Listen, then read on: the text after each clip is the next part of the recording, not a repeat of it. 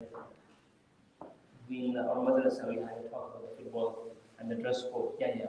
We're going to have a madrasa fun day very soon next Saturday. So Mona wrote a note saying that send the kids as we are Islamic institute, send the kids in Islamic dressing. And Islamic dressing doesn't mean that you have to come in a baya or tuba or topi. Islamic dressing means modest dressing. Even the jubba, abaya, the black abaya, that's not designed by Sunnah. Sunnah is the modest dressing. So people have thought, the pious people have thought, okay, this kind of it covers your modesty, covers your features and figures. So let's have it. And that is why we wear this kind of jubba.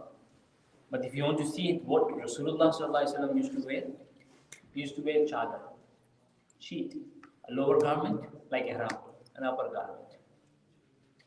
Lower garment and upper garment. Sometimes he used to wear kameez, kurta. And lower garment was more or less for more of his life was a lungi. So, and the kameez, the kurta, had this kind of cut, which we say in Urdu kalai. Kalai didn't have a collar, not even single or double, didn't have a collar, didn't have the buttons, and there was a cut here. And that kurta used to come to the half of. So this is how the Prophet ﷺ used to wear. So wearing, dressing, modesty, these are very important things in our life. Intermingling and set up football. During the football, because we've been brought up in the culture where the modesty have different parameters. Our modesty has different parameters. And whichever barber you go, so they give the cut. What's that cut called? Huh? Skin fade. Skin fade. Yeah. Okay. So Maulana took his child, and he said to the barber, "Don't give us skin fade." He said, "Why?" He was shocked. Why? He said that's norm. That's norm. So why? So Maulana, what did you say? Or sunnah. There is a sunnah of Prophet sallallahu alaihi wasallam, and he was shocked. Same size. Equal size. So the Prophet sallallahu alaihi wasallam didn't stop us growing the hair. Keep it as long as you want, but have equal size. Not from one side short, from the other side long. But now it became so common, no one consider as a rock. And especially when you do the zero and shave on the sides, that comes in the prohibited category. But we don't mind because our mind doesn't go. That's the part of deen. It's just saying it's a norm. But in fact, every part of our life is designed by Rasulullah sallallahu alaihi wasallam. He was the model himself, and he applied on him, and he has given us the lifestyle. So intermingling with the opposite gender. So we've been to school. So our schools are co-educated. So where boys and girls are growing up together. And there's not segregated. So sometimes these things become very normal. So, and if you don't intermingle with the girls, people think something is wrong in you. But that's how the norm has become. They think there's something wrong in you because you're not intermingling with the opposite gender. And that forced you to intermingle with them. But we can intermingle with them as long as we are staying in the boundaries of Islam. Get the job done, move on. Talk, whatever we have to talk about the homework, exam, whatever we have to talk. So when we went to university, I had a classmate called Mufti Ismail Kotwal. not classmate, junior from Canada, Toronto. He's a big mufti there. Mufti Ismail Kotwal. Very good person, jolly person. So he knew that we go to university. So he asked Mufti Shabir, who was our teacher, he said, Hazrat, what is the hukum to intermingle with girls? Being a scholar as well. So see the answer, a beautiful answer Mufti Shabir gave. He said, for you, but his question was not in regards to university, in the normal life. So he said, for you, haram. For him, halal. He said, for you, haram. For him, gesture towards me, halal. Why? He said, they have been to such atmosphere and environment where these things don't attract them very quickly and hardly. You had just stayed in the four walls of the madrasa. So when you go in this kind of atmosphere, you will go far. Why? Because you don't have the ability to resist. So you should not enter there. They are fine because they've been brought up in the atmosphere where they have kept their boundaries and they intermingle with the other genders and they are fine. Some people used to say to him, Hazrat, we sent our kids to Darulum to make them scholars. And now you are sending them back to university. Why? We want them to become scholars, not to go to dunya. And you are sending them back to dunya. So first of all, Hazrat said, this is not dunya. Those who go to university is not dunya. For us, every matter of life is deen. Our medicine is deen. Our child accountancy is deen. Our dentistry is deen. Our pharmacy is deen. Every part of our life is deen. There's nothing called dunya in our life. Every move of our life is deen. So wherever we go. And he says, so Hazrat, when the girls are there, what shall we do? He said, when you go to Tesco and ask them, that's what Hazrat's worked. When you go to Tesco and ask them, when they serve you, you don't intermingle with them. You get the job, then move on. You get the class, then you move on. You just say hi and hello, move on.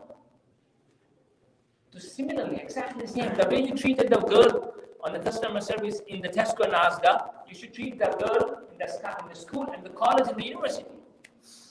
Whatever is the task, you finish your task, you finish your exams, or books, discussions, you move on. You keep the boundaries. Because this is how we are being. We should protect our chastity. We should protect our chastity. Hayaa, modesty. And modesty is the pillar of Iman. As soon as the modesty is being taken away, the Iman falls down. That's why it says in Hadith of Rasulullah sallallahu alaihi wasallam, when the zani, and who is committing the zina, adultery, the moment actual act is taking place, intimacy, the actual act is taking place, the intimacy, that moment, Iman comes out from the body. Iman comes out from the body and hang on his head. And hang on his head. Have you heard this hadith before? When the person is committing zina, adultery, the Iman feels so ashamed. He cannot continue to be in the body. He cannot continue to be in the body. It comes out from the body and hang on the head of the one who is committing this zina until the zina is completed. And as soon as zina is completed, then it is back in the body. And Allah maaf kare, may Allah forbid, if the maut comes at that moment in time, we die with that. May Allah forbid. May Allah forbid. And that's the serious. Okay. In Hukum, in the Sharia, in the Prophet ﷺ's time, this incidents happened from Sahaba Ikram. They committed the zina. And we are living in a land where these rules don't apply. But in the time of Medina, the Sharia was applied. The rules were applied. Okay, to whoever commits zina, what is the saza, the punishment? 100 lashes. 100 lashes. If he's unmarried. If he's married, then death. by stone to death. Stone to death. Okay, this is a very severe punishment. And people should not say, no, Islam has a severe punishment, severe punishment.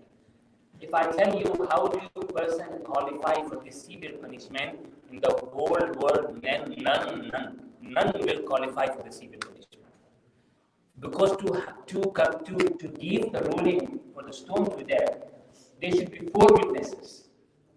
There should be 4 witnesses who have seen by their naked eyes, not by video, by naked eyes, not someone is touching someone or kissing someone, actual act is taking place. And the 4 people on earth, especially in those times, on earth, who have that kind of shame that they will do. Maybe this time is possible. In those times, who have that kind of shame, who will do an act of zina in such a place where 4 people can see. They will do it inside the rooms or wherever hide and do it.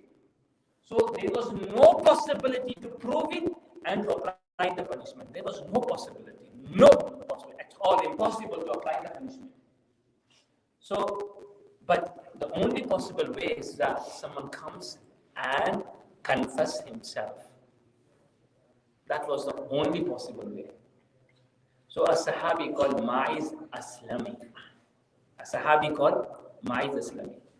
Because Prophet ﷺ was the one who had given the Sharia and practiced upon it.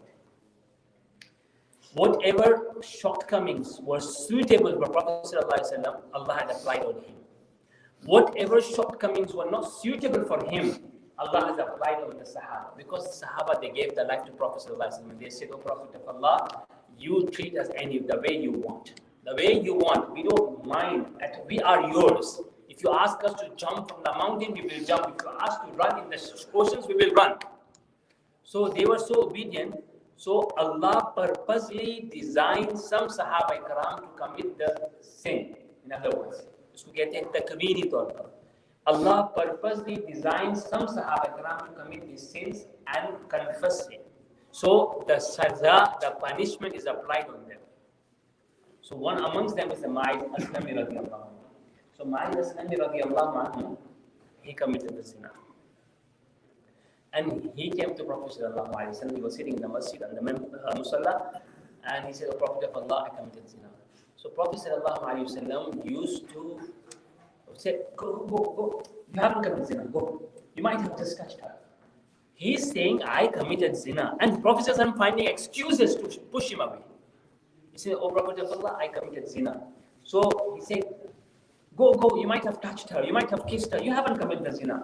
So Prophet ﷺ, he came from the front side. So Prophet ﷺ turned away and he started speaking to someone else. So he came from the right.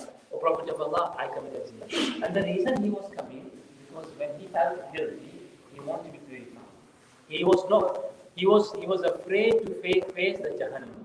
So he came from the right. The Prophet ﷺ pushed him away. He said, "Go away. You haven't committed zina." And he turned to left. And he came from the left side. And then Prophet ﷺ pushed him away. Abu Bakr saying to him, "Go away, just seek forgiveness, that matter will be done. The matter will be done, seek forgiveness, be sincere in tawbah, and repent to Allah, just turn away and cry to Allah, Allah will forgive you, don't come." He's saying, "Go away." Because the Prophet ﷺ was afraid, if this guy confessed for 4 times, that is equal to the 4 witnesses. If he confessed for 4 times, that is equal to 4 witnesses. And if he has the 4 witnesses, then the punishment will be applied. And that's why if we commit zina, Allah should not shame it anyone. If we commit any guna, we should not talk it to anyone. Why we create witness against us on the day of Qiyamah? We should not discuss our sins and flaws and shortcomings with anyone. We shouldn't. Whatever kind of the drugs or any kind of shortcoming we had in our life, we should just do sincere tawbah. Allah meri tawbah. Allah forgive me, and be sincere and be humble. Allah will definitely forgive you. Those who commit wrong and they are humble, Allah always forgive them. Those who commit wrong and they are not humble, they take the chest off and they have the pride and they tell the people off. Allah says, "You are creating a witness against you, and they will testify, and the punishment will come to you, not here and hereafter." So he came the fourth time. He came for the fourth time. And when he came the fourth time, Prophet ﷺ started crying. For him, punishment, giving the punishment is also a source of pain. Source of pain. He started crying. And he said, take him and stone him. I have visited the valley where Islamic was being stoned in Medina Munawwar. If one day we will go together, I'll show you around that place where Islamic was stoned. Okay, when someone kills it out, people normally hate that person. Normally dislike the person. It is a society, a pious society. And sometimes, unfortunately, people do have their own wrongs in their life, but they forget their own wrongs and they talk about others' wrongs. They forget about their own wrongs and shortcomings, but they make gossip and news. That's why today, wallah, sincerely, the news channels and the newspapers, these are the biggest spreaders of the guna and evil and sins around the world. Even before the person is being charged guilty, they make the person guilty. And that's not the rule of... and that's why when I see the news channels of India and Pakistan, wallah, I say it's useless to watch them. Why? Just they talk about the ill of people. Ghibat. The more you talk about ill, the ill will spread. The more you talk about the virtue will spread. But news channel will go. They will have a 0 rating if they start talking about the virtue. They will have highest rating if they talk about the evil. Someone has this person has did this. So Islamic was being stoned, and the Prophet ﷺ was passing by. Someone said, to the zina, stoning them. And he used some indecent words against Islamic. So Prophet ﷺ said to him, "Oi, hold your tongue. Hold your tongue. He has sincerely done tawbah. And his tawbah is such, if his tawbah is spread over the Hijaz, over the peninsula, Allah will forgive everyone." You know who he is standing for? He is standing for the sinner. He is standing for the sinner. That is why we call Prophet ﷺ Shafi'ul Mudhnib. Shafi'ul Mudhnib. The one who is going to intercede for the sinners. His title is Shafi'ul Usat. The one who is going to intercede for the wrongdoers. नेकों को तो जरूरत नहीं है intercession की. Those who are pious and righteous, they don't need intercession. They are forgiven and they will enter in Jannah. Those who are sinners, they need intercession. That's why I call it Shafi'ul Usat, who will stand for the wrongdoers, for the transgressors, for the sinners. So that is why Allah subhanahu wa ta'ala, when He mentioned in the Quran, He didn't say, don't commit zina. He didn't say, don't commit zina. He said, La taqrabu zina. Don't go closer to zina. Because if you go at the moment to the hands, tomorrow the hands will go further out. Today, if you go to the hug, tomorrow the hug will go further on. It will increase because we are human beings and we have the desire. And the carnal desire doesn't go down, it keeps going up. And if person commit one zina, do you think that will satisfy him? No, never. You go for the second one. Because the desire will keep going up and up and up and up. Even if you go for 500, for 100, then 1,000, it never go down. And those who start enjoying the haram, they will lose taste in halal. So they won't find the taste in their halal. And when they don't find the taste in halal, why zina is so haram? Because through the zina, sometime you will end up. Sometime the person will end up with his own sister. Why zina is haram? Because it mixes the family. It breaks the family tree. And sometimes the person, he himself, will end up with his own sister. Can you imagine how disgusting that will be? How disgusting that will be. And when the person becomes animals, you go very further, very far, which you don't have to describe. And that is why we have the intervening rules, regulations, restrictions. And this is very important for our iman. So we can meet, discuss, but to the task. No need to have the party times. No need to accept the invitations. No need to go to someone's house where the womanizing is taking place. As one person was said in olden times, he was being hijacked. And so someone was trying to steal his iman. So he said, to the person who hijacked him, he said, I'll give you 3 options. Choose one. I'll let you go. He said, either drinks sharab or killed this person, the lady, or do zina. When he didn't have any choice, he said, okay, I'll take the sharab, the least one. That's what he thought, the least one. And when he had the sharab, he drank the sharab, and when he lost his conscious, he committed zina. And when he carried on, and he killed the person as well. So the zina took, that's why in Hadith the Prophet ﷺ says, الشراب جمع الاسم الخمر جمع الإثم. The intoxicants is the mother of evils. Because you lose the sense. And when you lose the sense, he committed the zina. And then he committed the zina, he committed the qatl, crime, killing someone. So may Allah subhanahu wa ta'ala protect us from the intoxicants and these kind of things. And for this, we, as you know, the Ramadhan we have discussed, we need suhbah, companionship. How you are able to safeguard, how you are able to safeguard. If we hang about with the people who commit zina, we will definitely end up in zina. They are talking about the girls. And that's influence you. Everything influences you, positive or negative. So we need to step away from this kind of friendship.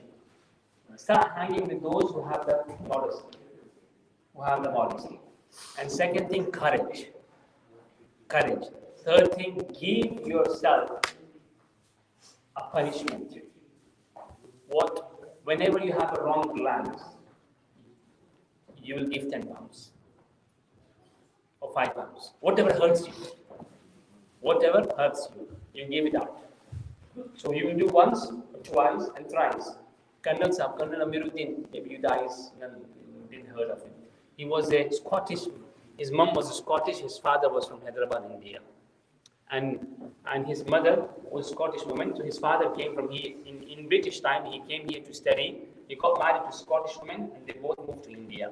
So he was born there, and then he became a colonel in Indian Army.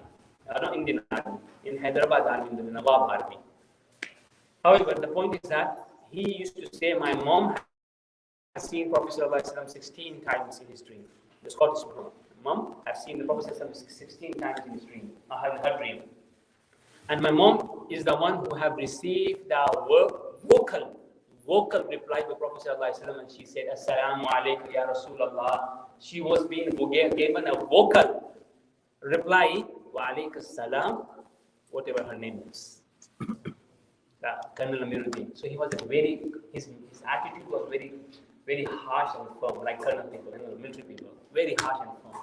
He used to sit in the gatherings of 50, 70, 100 in European countries, openly talk about anything he used to talk about. And he said that he was once present in Austria, in Germany. It was a wartime. He was present there. And he said, when these guys present us, we were 4 or 5 people, and I spent 25 days with him. So spending with him was a privilege. Those who know Colonel Sir from our time, they say, wow, you're a lucky guy. That's how it works. He was a very famous, miracles on his hand. He was a furious person. He went inside the masjid in India. This is real. This is real narrated by my dad. So he went in the masjid in India. You might have seen India, Pakistan, the Barelvi Masjid, Deobandi Masjid. If you are Barelvi, you can't come here. You can't come there. So he saw the masjid. He had Afro Americans because he was he used to live in Canada. Over 3,000-4,000 people have entered Islam in his hand. So he had Afro Americans with him. He went in Jama to India. So he saw the masjid. He opened the door. He went inside. And the local guys came and said, Astaghfirullah, Astaghfirullah, masjid gandi ho gayi, napak ho gayi, the masjid became dirty, now you have to wash the whole masjid, these Wahhabis are here, get out, push them out. They pushed them out. And Afro-Americans, Afro-Americans, mashallah, hatte, katte, full muscle people. So they were standing, they said, what is happening here? So they said, you can't go inside. So Colonel Sahib said, look at him. His English was that, and his Urdu was it. He was a rough person. तेरे बाप की मस्जिद है जाऊंगा अल्लाह का करे मैं जाऊंगा कौन मुझे रोकना police came he didn't budge with the police वो किसी से डरते ही नहीं थे he didn't budge with the police DSP came the district sergeant came he said district sergeant threatened wallah the colonel sahab was if you haven't seen him you won't understand what I'm saying to you colonel sahab he said to colonel he said I'll give you an hour to leave this place otherwise I will तुझे यहाँ से मैं निकालूंगा I'll kick you out myself. The sergeant said. Colonel Sahab said, तू मुझे क्या time देगा? 1 घंटे में तो मैं तुझे दुनिया से निकाल दूंगा. Wallah, that time was the person he was. He had so many miracles on his hand. Those who used to travel with him, they used to see it. So, and what happened on the spot? The sergeant passed. The whole locality hold his feet. Hazrat, forgive us. That kind of person, Colonel Sahab was. So one day he says, he used to go in the clubs. Clubs in Canada, he used to go in the clubs and invite the people towards Islam. So he said, when I went, because in Canada, Venezuela, and Brazil, there are too many Arabs in the clubs. So he went in the club and started giving them the dawah towards the Islam. So he said, a lady came, stripped. She said to Colonel Sahab, Mister, they won't understand what you're trying to say to them. They are already soberness. But I understood. Tell me what I need to do to become like you. And she took the cloth of the tablecloth and covered herself. First thing. And Colonel Sahab taught her Iman there and then. He was too quick in teaching the Iman. And then later on, she became a perfect Muslim. He said at 3 o'clock in the midnight, I received a phone call. This is from Colonel Sahab. First-hand stories, not second-hand. Have you seen Colonel Sahab? Yeah? Okay. Faisal, I've seen Colonel Sahab. So, did he come to Dundee? Huh? Did he came? Yeah, okay. So for Colonel Sahab, he said, that lady put the cloth and she became a Muslim. She said, after a few years, 3 a.m. in midnight, a phone call came to me. I said, who was phoning me at 3 a.m.? He says, I'm that Colonel, do you remember me? I'm that lady who you caught me in the club and then I embraced Islam. And the reason I'm phoning you today, I was traveling in the bus. And when the bus took a break, I was holding the hook and the driver pushed the brake and there was a jerk in the car. Due to the jerk, my asteen, the cloth went all the way back and this part became uncovered. I just want to know, I'm so curious. I just want to know this part will burn in Jahannam or not. So Colonel Sahab used to tell this story and he used to say that was the lady who used to be stripped naked and dance. When the Iman enters her heart, subhanAllah, how pretty it was. So 3,000-4,000 people embraced Islam on his hand. So Colonel Sahab said, and let's finish with the Australian story. He said, when we were jailed in Australia, so they thought they are spies. Yeah, they put them in jail. So he says that at night it was -10. The temperature was -10, and proper ice everywhere. And he said the Fajr time came. We were all in the jail. So there was no water of wuzu due to the sun rays and due to the morning, a bit of the snow was melting and the water was dripping. So he said, I will do wuzu with this water. His companion says, Hazrat, we will do tayammum. We don't want this water. He said, okay, you do tayammum, I will do wuzu with this dripping water. And he started doing the wuzu. And he started doing the wuzu with the dripping water. And one of his companions got unconscious because of the cold. He got unconscious. So Hazrat Colonel Sahab said, okay, bhai, marna hai, aaj lagta hai sab marne wale hai. Let's save him at least before he dies. Take off our blankets and coats, put on him. If he's safe, well and good, otherwise we're all going to die anyway. So they took out their own blankets and put on him. And then he said, I remember this zikr of my sheikh. Colonel Sahab says, Abdullah Shah Sahab. His sheikh was Abdullah Shah Sahab. And he said, I remember the zikr of my sheikh. I said to my companions, my friends, let's do zikr. In jail, Austria, -20, -40, I think, -20, -30, very serious. La ilaha illallah, zor say, with loud. And he's saying, Wallah, I was sweating. And you know that when you do the real zikr, you sweat. It creates the hotness. And that is why when we do zikr, La ilaha illallah, La ilaha illallah, after 10, 15 times we say Muhammadur Rasulullah sallallahu alayhi wa sallam. Why? Because in the name of Allah there is a Jalal, and Muhammadur Rasulullah there is a Jamal. Jalal means that brings the Josh, and the Jamal means that brings the peace and gentle and politeness. And that's why we say Muhammadur Rasulullah after 10, 15 times. He said, I was sweating, and the Austrian military, they were shocked. This guy is sweating in the -20. First, you will believe me, yeah? This story is the way Colonel Sahib used to explain it. And then he said, and then he said, these guys are scared because of La ilaha illallah. So Colonel Sahib, he was a jolly guy. He said, he felt these guys are afraid of La ilaha illallah. So whenever they used to come closer, so Colonel Sahib said, La ilaha illallah, they used to know it. So Colonel Sahib said, they came and they asked me, come to the office. And there was 2 rooms, one for the black, one for the white. Yeah. So they took him to the black. He said, "Andhe, dekhta nahi chamdi, safed chamdi hai." Scottish guy. Yeah. He said, "Are you blind? I'm a white person. I'm not black. Why are you telling me the black person?" But even then they took him inside. He said, the officer said, "Write it down. Why did you came?" He wrote six points. La ilaha illallah, namaz, ilm zikr. He wrote the 6 points. And then they came and they were so scared of him. He said they kept the passport on the gun and then they threw it like that once. They were so scared. And then they put us in the train of the prisoners and they sent us off. And then he says, after 6 months, I received a letter from Australian government. The work you have mentioned, the points you have mentioned, if you came for that point, we will invite you back to the country, come and do the job. This was the Colonel Sahib, Rahmatullah.